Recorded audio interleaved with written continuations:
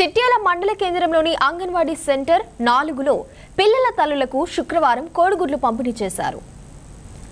ఈ కార్యక్రమానికి అంగన్వాడీ సూపర్వైజర్ జయప్రద, ఎంపీటీసీలు పద్మ, అనిల్, మాజీ సర్పంచ్ మధువంశీ, ప్రైమరీ స్కూల్ హెచ్ఎంలు ముఖ్య అతిథులుగా హాజరయ్యారు.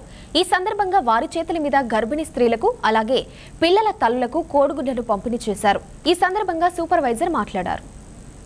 ప్రతి మహిళ గర్భం ధరించినప్పుడు తన ప్రెగ్నెన్సీ అని కన్ఫర్మ్ అయిన తర్వాతనే అంగన్వాడీ టీచర్ దగ్గర వచ్చి పేరు రాయించుకోవాలి.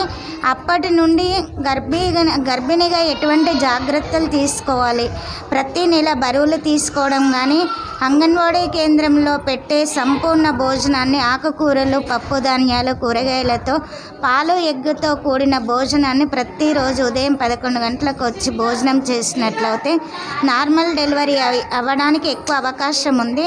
అలాగే పుట్టబోయే బిడ్డ కూడా ఆరోగ్యంగా లోపపోషణకు గురి కాకుండా నార్మల్ బేబీ అంటే 3 కేజీల బరువు ఉన్న బిడ్డను కనొచ్చు.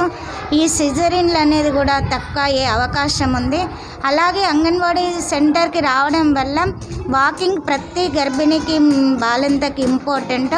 ఆ వాకింగ్ అనేది మనం ఇంటి దగ్గర చేయడం లేదు కాబట్టి మనం వాకింగ్ చేసుకుంటూ రోజు ఒక అర్ధగంట అంగన్వాడీ సెంటర్కి వచ్చినట్లయితే మన కదలికలు, శరీరంలో ఉన్న అవయవాలన్నీ కదలికలు చెంది నార్మల్ డెలివరీ అయిన వెంటనే ఫస్ట్ వచ్చే ముర్రు పాలను అవి పసుపచ్చగా జిగటగా ఉంటాయి.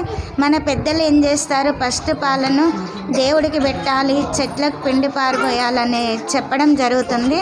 తప్పకుండా ఆ పాలను మన బిడ్డకు పట్టించినట్లయితే బిడ్డల్లో రోగనిరోధక శక్తి పెంపొందించి ఆరోగ్యవంతమైన ఎటువంటి జబ్బులు వచ్చినా తట్టుకునే శక్తి ఆ పాలల్లో ఉంది. కాబట్టి తప్పనిసరి ఆ ముర్రు పాలను మనకి వీలైనంత తొందరలో, గంటలోనే కాకుండా ఎంత తొందరలో ఆ బిడ్డకు పట్టిస్తే అంత బాగుంటుంది.